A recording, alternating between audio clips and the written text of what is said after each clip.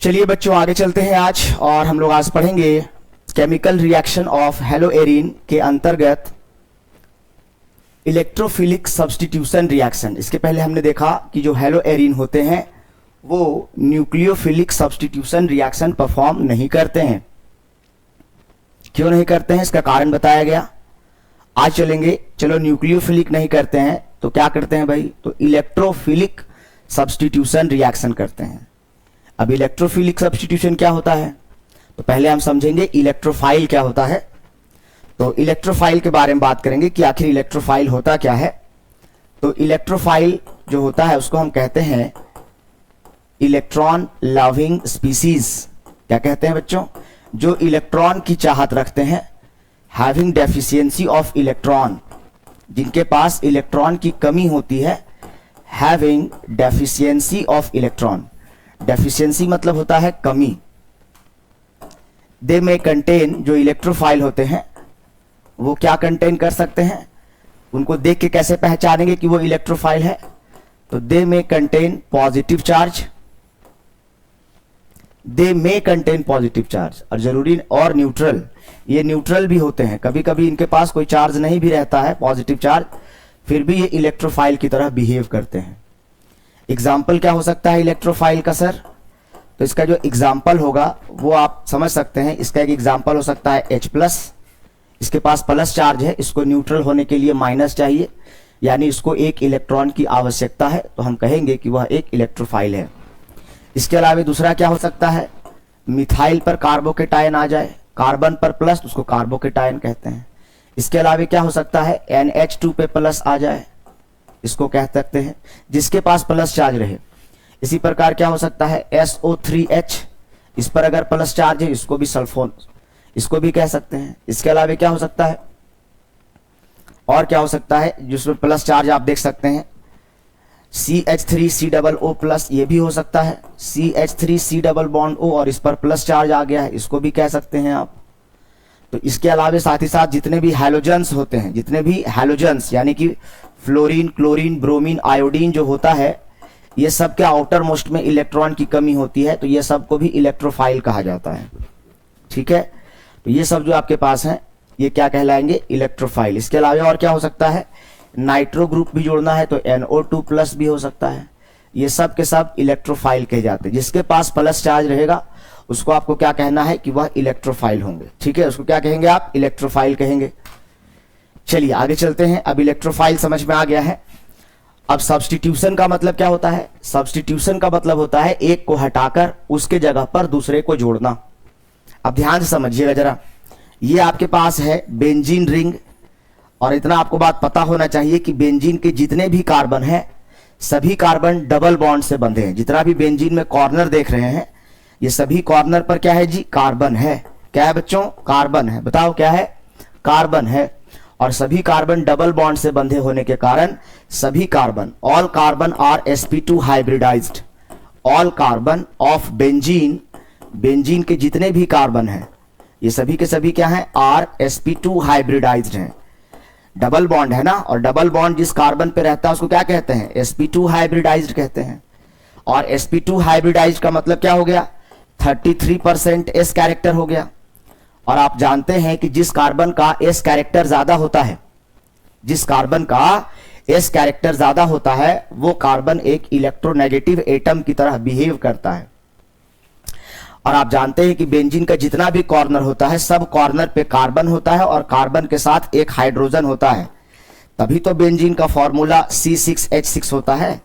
यानी बेंजीन के पास 6 कार्बन है, तो हर कॉर्नर पे कार्बन और कार्बन के साथ एक एक हाइड्रोजन होता है।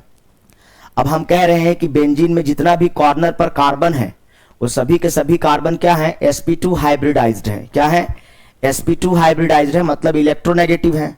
अब जब इलेक्ट्रोनेगेटिव है तो क्या करेंगे भैया, जितने भी कार्बन है जब इलेक्ट्रोनेगेटिव है तो क्या करेंगे, ये हाइड्रोजन के इलेक्ट्रॉन को खींचेंगे।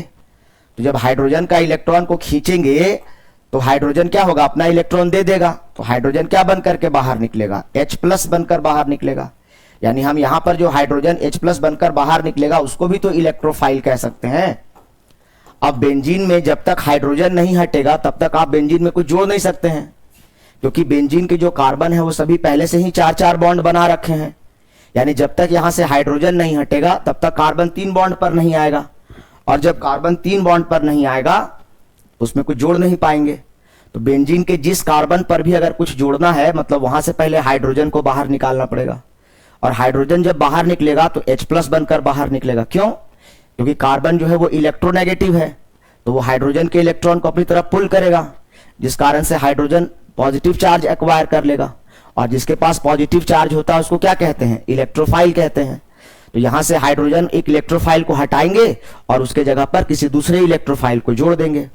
अब एक इलेक्ट्रोफाइल को हटाकर दूसरे इलेक्ट्रोफाइल को जोड़ दें, इसी रिएक्शन को तो इलेक्ट्रोफिलिक सब्स्टिट्यूशन रिएक्शन कहा जाता है।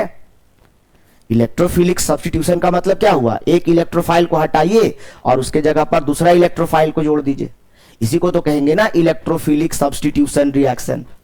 समझ में आया क्या? चलिए इसको नोट डाउन कीजिए, फटाफट इसका स्क्रीनशॉट लीजिए, वीडियो को पॉज कीजिए, इसका स्क्रीनशॉट लीजिए, नोट डाउन कीजिए, आगे चलिए। इसके बाद नेक्स्ट देखो अब क्या है। अब सबसे पहला आता है इसमें हैलोजिनेशन। इलेक्ट्रोफिलिक सब्स्टिट्यूशन रिएक्शन में सबसे पहले हम लोग पढ़ रहे हैं हैलोजिनेशन। क्यों हैलोजिनेशन? क्योंकि हैलोजन भी एक इलेक्ट्रोफाइल है।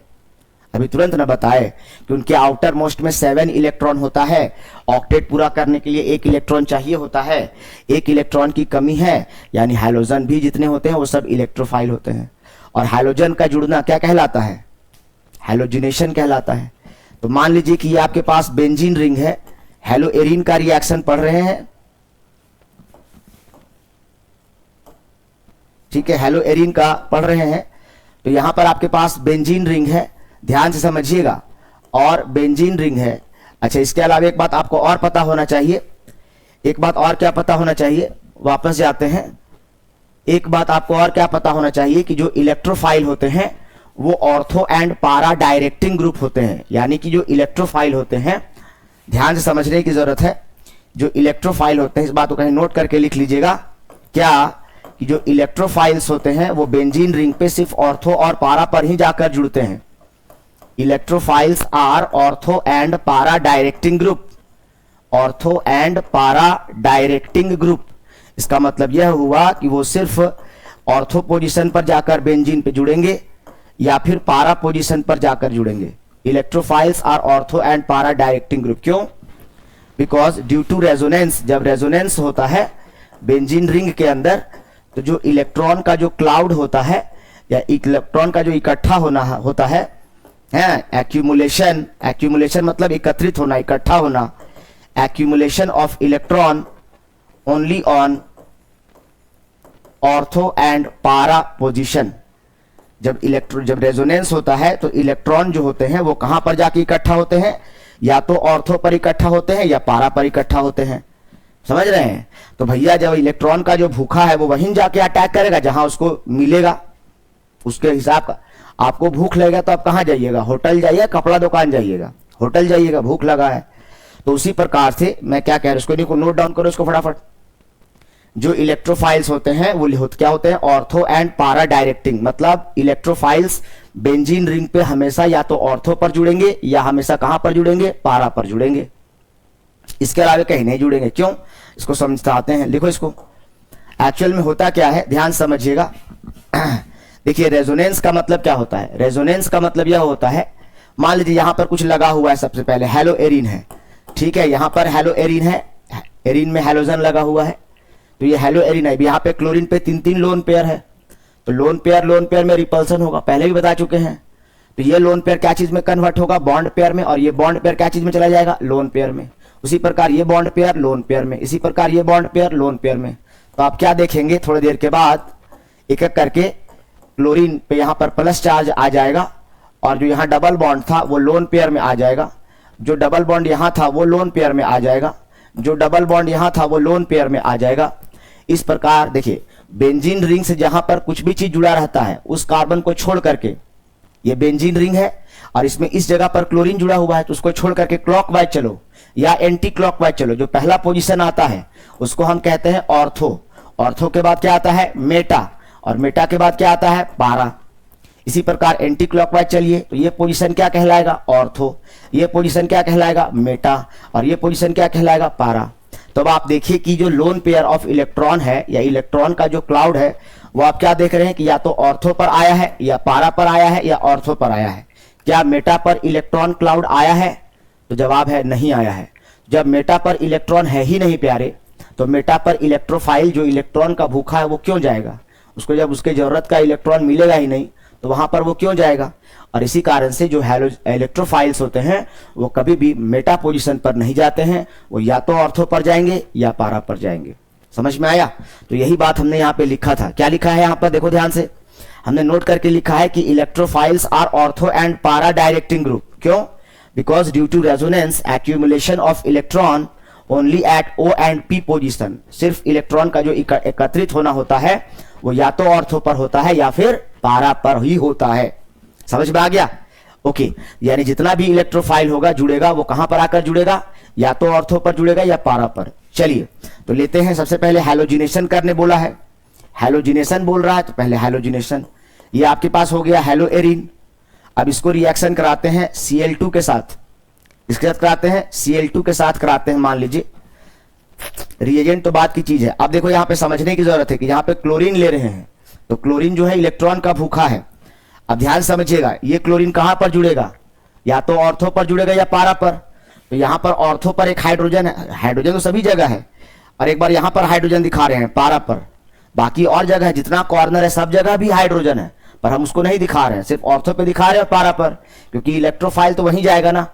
अब देखो यहां से हाइड्रोजन H+ बनकर बाहर निकलेगा तो क्लोरीन यहां चला जाएगा, एक क्लोरीन। नहीं समझ रहे हो? जैसे कहने का मतलब यह है कि ये बेंजीन रिंग में पहले से क्लोरीन था और एक क्लोरीन यहां आकर जुड़ जाएगा, और साथ में क्या बनेगा, और साथ में क्या बनेगा, HCl बनेगा। नहीं समझे? अरे यहां पर 2 क्लोरीन है ना प्यारे, तो 2 क्लोरीन में से एक ही क्लोरीन ना बेंजीन रिंग में जुड़ा। सर 2 जुड़ा है, अबे एक पहले से था यार, ये तो पहले से था। यहां पर ये हाइड्रोजन को हटा करके एक ही क्लोरीन है यहां पर जुड़ा, तो एक क्लोरीन यहां पर जुड़ा, बचा कितना, एक क्लोरीन, एक क्लोरीन बचा 100, और यहां से हाइड्रोजन जो निकला 100, तो वो हाइड्रोजन और वो क्लोरीन क्या हो गया, HCl बनकर स्केप आउट हो गया। सर यहां पे अच्छा, यहां पर ऑर्थो पर जा सकता है, या एक संभावना यह भी है ये दोनों रिएक्ट करके या तो ये बना देगा, और लिखे या प्लस लिखे आप इसको समझिए, और या तो ये बनाएगा या तो ये दोनों रिएक्ट करके, एक और दूसरी संभावना क्या हो सकती है कि ये रिएक्ट करे और हो सकता है इस बार ऑर्थो पर न जाकर के इस बार पारा पर जाकर क्लोरीन जुड़ जाए। अगर यहां Br2 लेते, क्या लेते, Br2, तो यहां पर क्या जुड़ता, ब्रोमीन, और यहां पर क्या जुड़ता, ब्रोमीन।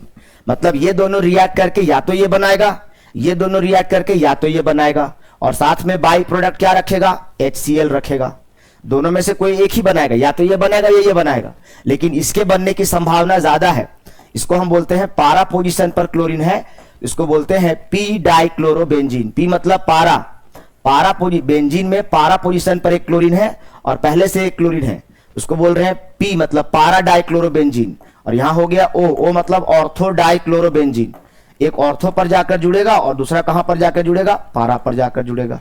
तो या तो ये बनेगा या ये बनेगा, इन दोनों में से कोई एक बनेगा।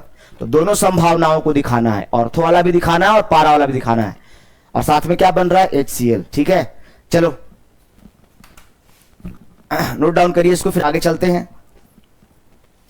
चलिए आगे, इसके बाद तो हैलोजिनेशन समझ में आ गया, हैलोजन जोड़ना है। अब नाइट्रेशन करना है। देखो नाइट्रेशन का मतलब होता है, जैसे हैलोजिनेशन का मतलब क्या था, हैलोजिनेशन का मतलब होता है एडिशन ऑफ हैलोजन। हैलोजिनेशन का मतलब क्या होता है, एडिशन ऑफ हैलोजन। और कोई भी हैलोजन, क्लोरीन या ब्रोमीन, फ्लोरीन और आयोडीन की बात नहीं करते हैं, क्योंकि फ्लोरीन और आयोडीन अलग तरीके से रिएक्ट करते हैं, बता चुके हैं इस चैप्टर में। चलिए नेक्स्ट आगे देखिए क्या है, नाइट्रेशन। उसी प्रकार से दूसरा नाइट्रेशन होता है, और नाइट्रेशन कहीं भी लिखा है तो नाइट्रेशन बोलते ही आपको समझ में आना चाहिए कि एडिशन ऑफ नाइट्रो ग्रुप। और नाइट्रो ग्रुप क्या होता है, NO2 ग्रुप को नाइट्रो ग्रुप कहा जाता है। क्या कहा जाता है, NO2 ग्रुप को नाइट्रो ग्रुप कहा जाता है। और कभी भी नाइट्रेशन कराना हो, इस बात को अपने DNA तक जाने दो, नाइट्रेशन कराना हो तो उसका रिएजेंट होता है HNO3, नाइट्रिक एसिड तो लेना ही लेना है। कभी भी नाइट्रेशन कराना हो तो नाइट्रिक एसिड फिक्स है। और इसके साथ खाली नाइट्रिक एसिड लेने से काम नहीं चलेगा, सिर्फ नाइट्रिक एसिड से काम नहीं चलेगा, इसके साथ स्मॉल अमाउंट में कॉन्क H2SO4 भी लेना पड़ेगा, तब जाकर के नाइट्रेशन होगा। ऐसा क्यों सर? देखिए, अगर कोई अमीर आदमी के सामने अंबानी को बिठा दीजिए, किसी अमीर आदमी के सामने अंबानी को बिठा दीजिए, तो अब वहां पर जो अमीर आदमी था जो आपका, वो अंबानी के सामने गरीब दिखने लगेगा। तो हम यहां पर यही चाहते हैं कि जो नाइट्रिक एसिड है वो H+ न लूज करके वो क्या लिबरेट करे, OH- लिबरेट करे। नाइट्रिक एसिड H+ न लिबरेट करके OH- लिबरेट करे, इसीलिए उसके सामने उससे भी पावरफुल एसिड हमने यहां पर रख दिया है। ऐसा करने से क्या होगा, HNO3 जो नाइट्रिक एसिड है वो H+ लूज करने के बजाय वो नाइट्रिक एसिड क्या लूज करेगा। देखो HNO3 अब जो है, मेरे कहने का मतलब कि जब आप कॉन्क H2SO4 के साथ इसको रिएक्ट रहेगा, इसके प्रेजेंस में जब रहेगा, तो ये इस प्रकार से OH- और NO2+ लिबरेट करेगा। हमको क्या चाहिए, इलेक्ट्रोफाइल चाहिए। तो देखो NO2 पे प्लस आया कि नहीं आया, और जिसके पास प्लस चार्ज रहता है उसको क्या कहते हैं, इलेक्ट्रोफाइल कहते हैं कि नहीं कहते हैं। इसका मतलब यहां पर ये जो है NO2+ वो क्या बन गया, इलेक्ट्रोफाइल बन गया। यही तो हम चाहते थे। तो ध्यान रहे, नाइट्रेशन करना है यानी नाइट्रो ग्रुप जोड़ना है बेंजीन रिंग में, तो पहले नाइट्रो ग्रुप को इलेक्ट्रोफाइल बनाना पड़ेगा। और इलेक्ट्रोफाइल बनाने के लिए खाली नाइट्रिक एसिड लेने से काम नहीं चलेगा। देखो ना, अगर तुम HNO3 को ऐसे तोड़ोगे, HNO3 को ऐसे तोड़ोगे तो क्या होगा, H+ और साथ में क्या हो जाएगा, NO3-। तो इलेक्ट्रोफाइल कहां बना, नहीं बना। और इसीलिए HNO3 जब एसिड की तरह एक्ट यहां पे करेगा तो H+ लिबरेट करेगा, इलेक्ट्रोफाइल देगा नहीं। और इसी कारण से हमको H2SO4 का लेना जरूरी है। समझ में आ गया बात? अब देखिए क्या है आपके पास, ये आपके पास बेंजीन रिंग है, और इस बेंजीन रिंग में पहले से हैलोजन लगा हुआ है, तभी तो हैलोएरिन कहलाएगा। चलो, तो अब आपके पास क्या है, ये क्लोरोबेंजीन आ गया है। ठीक है, देखो ना, क्लोरोबेंजीन मतलब हैलोएरिन आ गया है। ठीक है, चले आगे। अब थक गए क्या जी? ये चैप्टर का लास्ट क्लास है, चिंता ना करो तुम। इसके बाद स्टार्ट करेंगे केमिकल काइनेटिक्स या इलेक्ट्रोकेमिस्ट्री। बाकी क्लासेस में तो वही चल रहा है, तो आप लोग का भी यही स्टार्ट होगा। ठीक है, रूबी गायत्री कमेंट किया करें आप लोग देखते हैं क्लासेस तो कमेंट किया करें, नहीं तो फिर पता है कैसे चलेगा हमको आप क्लास देख रहे हैं कि नहीं देख रहे हैं।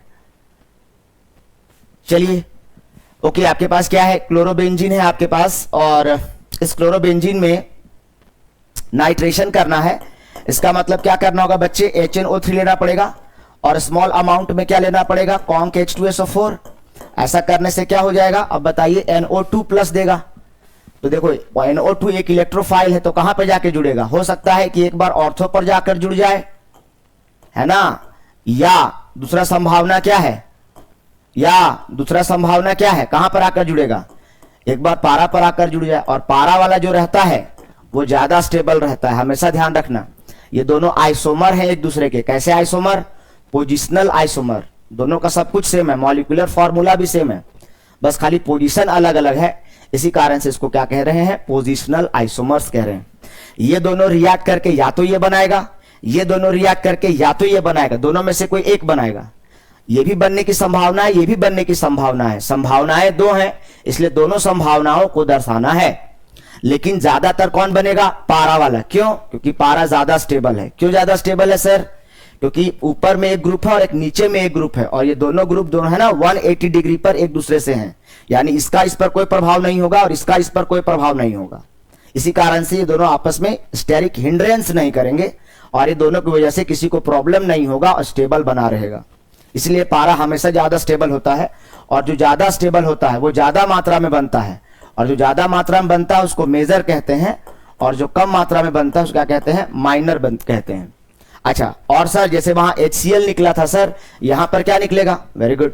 अब देखो यहां से क्या है, H+ बाहर हुआ होगा, और यहां से क्या बाहर हुआ, HNO3 से NO2 निकला बेटा, वो तो यहां जुड़ गया जा करके, तो यहां कचरा क्या छोड़ गया, OH- शेष।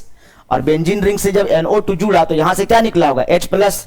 तो H+ और OH- क्या बन जाएगा, H2O बोलिए या 2H2O बोलिए, बोथ आर सेम थिंग। ये बाई प्रोडक्ट है, नहीं भी दिखाएंगे तो चलेगा, लेकिन इसलिए दिखा रहे हैं ताकि आपको समझ में आए कि हो क्या रहा है। तो यहाँ 2H2O भी लिख सकते हैं या H2O लिखेंगे। समझ में आया क्या? तो कभी भी नाइट्रेशन करना हो तो इसी प्रकार से नाइट्रेशन कराएंगे, HNO3 लेंगे और उसमें small amount of conc H2SO4 लेंगे और जाके रिएक्शन कराएंगे। इसको जितना बात लिखे हैं सारा बात लिखना है, कुछ भी चीज नहीं छोड़ना है, हर चीज को कॉपी में नोट डाउन करते जाना है, दिमाग खराब हो जाता है। चलो ठीक है, आप देखो इसको कॉपी करो, ये क्या बन जाएगा, इसको क्या बोलेंगे सर, इसको बोलेंगे ओ क्लोरो नाइट्रोबेंजीन, इसको क्या बोलेंगे पी क्लोरो नाइट्रोबेंजीन। नहीं समझे, इसका नाम क्या होगा, इसका नाम होगा ओ क्लोरो, ऑर्थो पर क्लोरीन है, इसके रेस्पेक्ट में तो ऑर्थो पर क्लोरीन है, अरे यहीं से काउंटिंग स्टार्ट कर रहे, तो इसके रेस्पेक्ट में ऑर्थो पर क्लोरीन है, इसलिए क्या बोलेंगे ओ क्लोरो नाइट्रोबेंजीन। ऑर्थोमेटापारा का इस्तेमाल कॉमन नेम के लिए करते हैं, ऑर्थोमेटापारा का इस्तेमाल कॉमन नेम के लिए करते हैं। और दूसरा ये जो बना है आपके पास प्रोडक्ट, इसका नाम क्या होगा, पी क्लोरो नाइट्रोबेंजीन। लिख लीजिएगा इसके नीचे, इसका नाम क्या बनेगा, पी क्लोरो नाइट्रोबेंजीन। ठीक है, तो एक हो गया ऑर्थो और दूसरा हो गया पारा। चलिए इसे कॉपी कीजिए, फटाफट स्क्रीनशॉट लीजिए। चले प्यारे, ओके नाउ नेक्स्ट। इसी प्रकार से सल्फोनेशन में भी है। सल्फोनेशन का मतलब है addition of sulphonyl group. Sulphonation का मतलब क्या है, addition of sulphonyl group. Sulphonyl group क्या होता है भैया, तो SO3H ग्रुप को जोड़ना है। इसके लिए क्या करना होगा, आपको पहले इसको इलेक्ट्रोफाइल बनाना पड़ेगा। तो आपके पास अगर ये बेंजीन रिंग है और इसमें लगा हुआ है, मान लीजिए क्लोरोबेंजीन है, हेलोएरिन हो गया, तो इसको रिएक्शन कराना पड़ेगा H2SO4 के साथ और साथ ही साथ हीट करना पड़ेगा। हीट करने से क्या होगा, यहाँ से OH- अलग होगा और साथ में क्या होगा, SO3H+ अलग हो जाएगा। अब ये क्या बन गया, एक इलेक्ट्रोफाइल बन गया। तो इलेक्ट्रोफाइल कहाँ जाएगा, एक बार ऑर्थो पे जा सकता है या पारा पर जा सकता है। ये दोनों रिएक्ट करके हो सकता है कि ऐसा प्रोडक्ट बना दे, क्लोरीन यहाँ पर है और यहाँ पर आके SO3H जुड़ जाए, ठीक है। या हो सकता है कि ये दोनों रिएक्ट करे और ये दोनों रिएक्ट करके Cl यहाँ है, SO3H पारा पर जोड़ दे इलेक्ट्रोफाइल। और साथ में क्या होगा, जहाँ पर SO3H जुड़ेगा रिंग में, वहाँ से क्या बाहर होगा, H+ और यहाँ का OH- क्या बन जाएगा, H2O। तो अगर ये बनाएगा तो H2O, ये बनाएगा तो H2O, इसलिए हम क्या लिख दे रहे हैं, 2। ये है सल्फोनेशन, सिंपल सी बात है। चलिए इसी प्रकार से आगे आएंगे। इसके बाद क्या आता है देखते हैं नेक्स्ट। हाँ, ये इंपॉर्टेंट है, फ्रिडल क्राफ्ट एल्काइलेशन। अब अगर एल्काइलेशन लिखा है तो एल्काइलेशन का मतलब होता है एडिशन ऑफ अल्काइल ग्रुप। क्या होता है, addition of alkyl group. Alkyl group का मतलब हुआ बच्चों मिथाइल ग्रुप जोड़ दिए या इथाइल ग्रुप जोड़ दिए, तो इस तरह की चीज़ों को कहा जाता है अल्काइल ग्रुप। तो अल्काइलेशन करना है, मान लीजिए आपके पास ये हेलोएरिन है और हमको यहाँ पर जोड़ना है CH3 जोड़ना है, सपोज मिथाइल जोड़ना है। तो खाली मिथाइल जोड़ना नहीं है, यहाँ से हाइड्रोजन भी तो बाहर निकालना है, इसीलिए खाली CH3 के साथ रिएक्शन नहीं कराएंगे, CH3Cl या CH3Br के साथ कराएंगे। ऐसा करने से क्या होगा, यहाँ हाइड्रोजन जो है H+ और कार्बन पर माइनस, क्लोरीन पर माइनस और CH3 पर प्लस, ये अलग अलग हो जाएंगे, ये अलग अलग हो जाएंगे। तो ये जो CH3+ है वो बेंजीन के कार्बन पर चला जाएगा, एक बार ऑर्थो पर जा सकता है और एक बार कहाँ चला जाएगा, पारा पर जाएगा। तो मान लीजिए सपोज एक बार CH3 यहाँ चला गया ऑर्थो पर, एक बार कहाँ चला गया, पारा पर।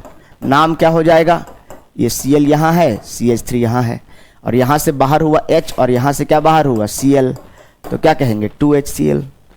समझ में आया भैया, ये इलेक्ट्रोफाइल बनाना है, इलेक्ट्रोफाइल को जोड़ना है, तो यहाँ से H+ को भी निकालना है, इसलिए उसको निकालने के लिए लालच भी देना पड़ेगा ना, इसीलिए Cl- भी लेना पड़ेगा। तो अगर मिथाइल जोड़ना है तो खाली मिथाइल लेना जरूरी नहीं है, आपको ये भी देखना है कि जोड़ने से पहले कुछ निकालना भी है, तो निकालने के लिए भी व्यवस्था करना पड़ेगा ना।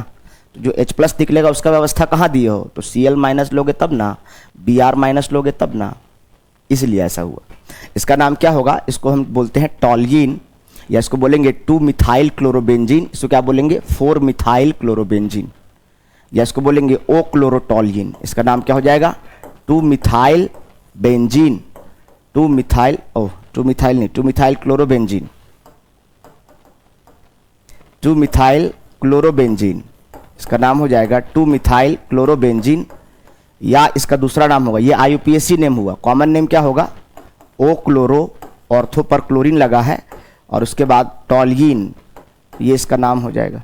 इसी प्रकार इसका नाम क्या हो जाएगा, 4-मिथाइल क्लोरोबेंजीन, क्या हो जाएगा 4-मिथाइल क्लोरोबेंजीन या फिर इसका नाम हो जाएगा पी क्लोरोटोल्यून।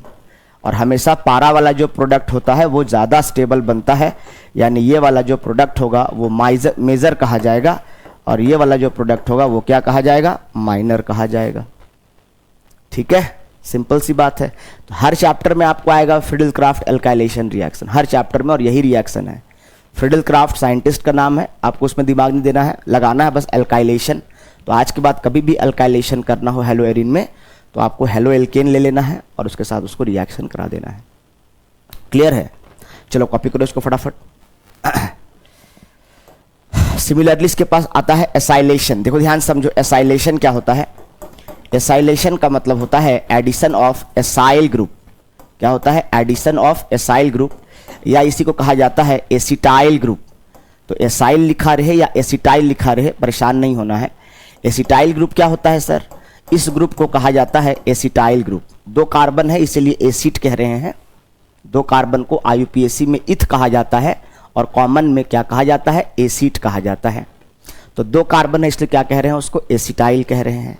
एसिटाइल क्यों कह रहे हैं? क्योंकि देखो ये बेंजीन में ऐसा लगा रहेगा, अगर कार्बन के साथ ऑक्सीजन इस प्रकार से लगा हो तो इसको कहा जाता है कार्बोनिल ग्रुप। क्या कहा जाता है?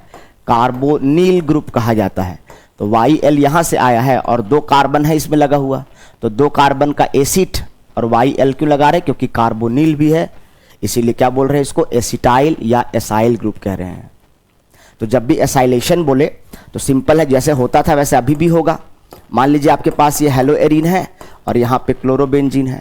अब इसमें अगर हमको जोड़ना है CH3C डबल बॉन्ड O, ये तो जोड़ना है, लेकिन जोड़ेंगे कब? जब यहाँ से कुछ बाहर होगा। क्या बाहर होगा? हाइड्रोजन। तो बाहर कैसे होगा? उसके लिए जुगाड़ देना पड़ेगा। अब ऐसा करने से क्या होगा, रिएक्शन कराएंगे तो क्लोरीन पर माइनस आएगा, कार्बन पर प्लस, इलेक्ट्रोनेगेटिविटी का डिफरेंस है। इसी प्रकार हाइड्रोजन पर क्या आएगा, प्लस, और कार्बन पर माइनस। एक बार ऑर्थो पर ही संभावना है, या फिर पारा पर क्या होगा, H प्लस, और यहाँ पर क्या हो जाएगा, रिंग पे माइनस। तो जहाँ जहाँ पर कार्बन पर माइनस आया वहाँ वहाँ इलेक्ट्रोफाइल चला जाएगा। तो क्या बन जाएगा बताइए? हो सकता है कि यहाँ पर क्लोरीन लगा है और यहाँ पर आ जाए C double bond O CH3। ठीक है, एक दूसरी संभावना क्या है, मान लीजिए यहाँ पर क्लोरीन लगा है और इसके रेस्पेक्ट में यहाँ पर क्या आ जाएगा, C double bond O CH3। ठीक है, और साथ में क्या बनेगा, यहाँ का Cl और यहाँ का H, तो क्या बन जाएगा, ये अलग चीज़ है। साथ में क्या बन जाएगा, 2HCl। अब मान लीजिए हमको इसका नाम लिखना है, तो नाम लिखना है, ध्यान समझेंगे, ये बहुत इंपॉर्टेंट क्वेश्चन है, VVI लिखेंगे इसको। इसका नाम क्या लिखेंगे, इसको बोलेंगे एसिटोफेनॉन। इसका नाम होगा 2-क्लोरो, इसका नाम होगा 2-क्लोरो एसिटोफेनॉन। एसिटोफेनॉन क्यों होगा समझा रहे हैं। और इसका जो नाम हो जाएगा, इसका नाम होगा 4-क्लोरो एसिटोफेनॉन। क्या नाम होगा इसका, 4-क्लोरो एसिटोफेनॉन इसका नाम होगा। देखो कार्बोनिल के अगर दोनों तरफ कार्बन लगा हो ना बाबू, तो इसको कीटोन कहा जाता है। क्या कहा जाता है, कीटोन कहा जाता है। और कीटोन जब हो तो उसका ONE लगाया जाता है। कीटोन का क्या लगाया जाता है, ONE। इसके अलावा आपको एक बात और पता होना चाहिए कि अगर आपके पास बेंजीन रिंग है तो बेंजीन रिंग को फेन कहा जाता है। बेंजीन रिंग को क्या कहा जाता है, फेन कहा जाता है। तो यहाँ पर फेन है। अब फेनॉन क्यों आया समझ में आ रहा है कि बेंजीन है और कार्बोनिल के दोनों तरफ कार्बन है, तो कार्बोनिल के दोनों तरफ कार्बन है, इसका मतलब क्या हो गया, कीटोन हो गया। और कीटोन किसके साथ लगा है, बेंजीन के साथ, इसलिए क्या हो गया, फेनॉन। 2 कार्बन है इसलिए एसिड बोल रहे हैं, 2 कार्बन इसलिए क्या कह रहे हैं, एसिड कह रहे हैं। और कार्बोनिल के दोनों तरफ कार्बन है इसलिए कीटोन कह रहे हैं। तो एसिटोफेनॉन, और इस एसिटोफेनॉन में 2 नंबर पर क्या लगा हुआ है, ये फंक्शनल ग्रुप है ना, तो काउंटिंग यहाँ से स्टार्ट होगा, इस कार्बन से स्टार्ट होगा। यहाँ पे फंक्शनल ग्रुप लगा है, यहाँ ब्रांच लगा है, इसीलिए 2 नंबर पर क्लोरीन चला गया, इसलिए क्या नाम हो गया, 2-क्लोरो एसिटोफेनॉन। और इसका नाम क्या हो गया, 4-क्लोरो एसिटोफेनॉन इसका नाम हो गया। ये बहुत इंपॉर्टेंट है, आपको बोलेगा क्लोरोबेंजीन से एसिटोफेनॉन बनाने, क्लोरो एसिटोफेनॉन बनाने, तो इसी प्रकार से इसको डील करेंगे। ठीक है, नोट डाउन कीजिए इसको, स्क्रीनशॉट लीजिए इसका।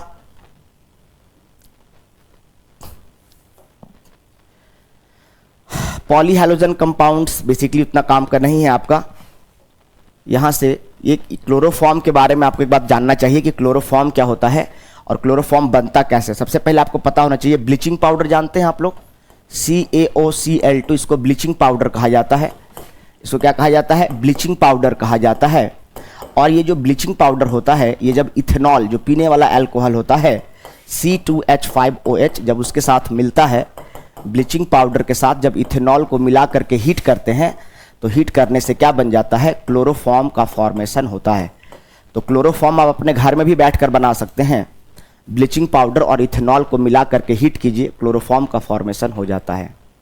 यहाँ से एग्जाम में क्वेश्चन पूछा जाता है कि why chloroform does not stored in, why chloroform is stored in dark coloured bottles, why chloroform is stored in dark coloured bottles. Chloroform को डार्क कलर्ड बॉटल्स में क्यों स्टोर किया जाता है? तो इसका जवाब है कि अगर क्लोरोफॉर्म को डार्क कलर्ड बॉटल समझते हैं, जैसे कांच वाला जो फिनाइल होता है, फिनाइल का बोतल शीशा वाला जो होता है, या बहुत सारा दवाई ऐसा देखे होंगे कप सिरप जैसा जो ब्राउन कलर का बोतल होता है, उसके अंदर क्या है वो दिखाई नहीं देगा आपको, ट्रांसपेरेंट नहीं होता है। वो बोतल इसलिए होता है क्योंकि उसके अंदर जो केमिकल भरा है वो लाइट सेंसिटिव है, फोटो सेंसिटिव है। अगर उसमें लाइट पड़ जाएगा तो उसके अंदर रिएक्शन शुरू हो जाएगा और जो चीज़ उसके अंदर भरा गया है वो न रहकर कुछ दूसरा चीज़ बन जाएगा। तो इसी कारण से कहा जाता है कि जो क्लोरोफॉर्म है उसको डार्क कलर्ड बॉटल्स में क्यों रखते हैं, कि क्लोरोफॉर्म जो आपके पास बेसिकली है, इसको अगर आप डार्क कलर्ड बॉटल्स में क्यों रख रहे हैं, क्योंकि अगर ये लाइट के प्रेजेंस में और एयर के प्रेजेंस में, ऑक्सीजन के प्रेजेंस में ये रिएक्ट करता है और रिएक्ट करके बना देता है फॉस्गीन। क्या बना देता है? फॉस्गीन। और ये काफ़ी ज़्यादा पॉइजनस गैस होता है। क्या होता है? काफ़ी ज़्यादा एक पॉइजनस गैस होता है और जिस कारण से क्लोरोफॉर्म नहीं रहकर काफ़ी खतरनाक गैस बन जाता है। और इसी कारण से क्लोरोफॉर्म को छोटे डब्बों में रखा जाता है।